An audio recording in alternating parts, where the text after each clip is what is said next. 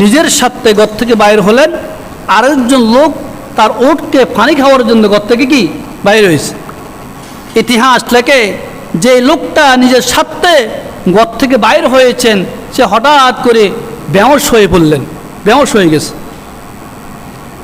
আর যে লোকটি ওড়ের খাদ্যের জন্য বাইর হলেন ওই লোককে বাতাসে উড়াই নিয়ে সেই মানে পাহাড়ের উপরে নিয়ে গেছে।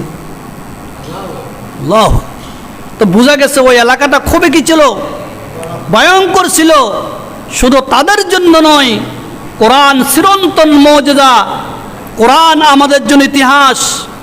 কোরআন কিয়ামত পর্যন্ত মানুষকে শিক্ষা দিবে।